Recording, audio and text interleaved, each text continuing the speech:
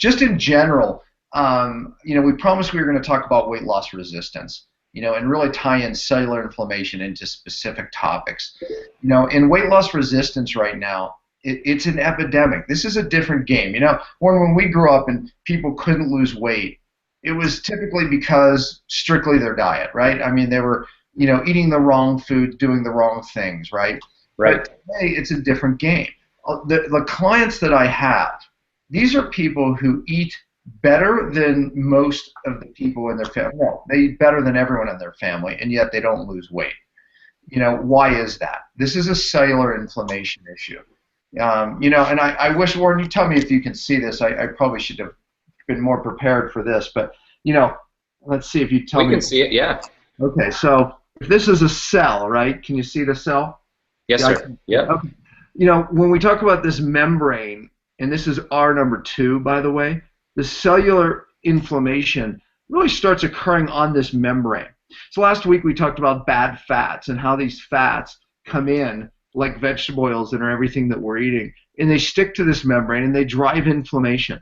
Well, there's also toxins that come in, and they come in and they make their way to this fatty membrane, and they drive inflammation of the membrane. And last week we talked about elevated glucose in insulin, which is most of America. Yes, I said even the skinny folk, I said, have this problem. Most of America is rising up glucose. And by the way, Warren, one of the pet peeves you and I have is even in alternative healthcare, we see healthy people chugging juices and eating all these, more and more grains, more and more carbohydrates, which are driving up glucose and insulin, which ultimately drive inflammation, age you prematurely.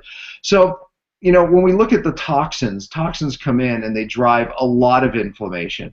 And it's different toxins today. Like no time ever in the history of man have we been introduced to more neurotoxins that drive inflammation at the cell. But here's my point. So this inflammation of the membrane occurs. Well, on this membrane are all these hormone receptors. These are the receptors that talk to insulin or thyroid hormone, T3, or another hormone called leptin or estrogen. So I don't care what hormone it is, it has to dock on these receptors and get its message in the cell to where your DNA is. I'm not going to bore you with any more biochemistry than that, but just know this. When the inflammation occurs, it blunts these receptors, and now these hormones can't get their message in the cell. So hormone problems today, it's not a problem with necessarily giving more hormones, although there's times where that's needed as crutches, but it never makes you it's never going to fix you. So it's not a matter of giving more hormones. It's a matter of getting these receptors to hear the hormones. And the analogy I love to give is when we scream at our kids, Warren, it works at first, right? Well, you're not to that age yet. No, not yet. I don't scream at them. Yeah. When we start yelling at our children, it works at first. They're startled, it works, it's great. That's kind of like giving more hormones. You get on the hormones and you feel better at first. But the problem is when you keep yelling at them, giving more hormones, now they hear you less and less and less and less. And what we have to really do is get the cell to be more sensitive. We have to get our kids to hear our soft voice, not our loud voice. But and the other analogy is that if your car's out of gas, it doesn't help by dumping more gasoline on the car. You have to get the gasoline in the car. And that's the problem, is when you have cellular inflammation, you're not getting the gasoline in the car. So weight loss resistance, why? Well, hormones like insulin and another hormone, see, when you have elevated insulin, your body's storing fat, and it doesn't burn energy well. So that's the issue. The standard American diet's elevating insulin. Now there's another hormone called leptin that tells your brain to burn fat for energy.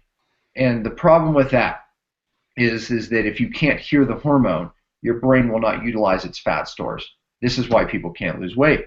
So it's not about what they're eating, how much they exercise, although all that's important necessarily, especially the eating part, which we can talk about more. But the bottom line is it's a hormone problem. The reason people can't lose weight is because they can't hear the hormones involved in weight loss. So it is a cellular inflammation problem. You have to fix the cell to get well. In this case, you have to fix the cell to lose weight. Cellular weight loss is really the reason why people can't lose weight. It's the answer for why people can't lose weight. So it's a cellular problem, whether it's diabetes, thyroid, or in fact the inability to lose weight. Thyroid hormone can't be heard by your cell. Leptin hormone can't be heard by your cell. Insulin can't be heard by your cell. That's why most people with diabetes end up with thyroid problems, because they're resistant to most hormones. And again, Warren, most people realize that there's some type of hormone problem going on. Right. They just can't figure it out. It's a cellular problem.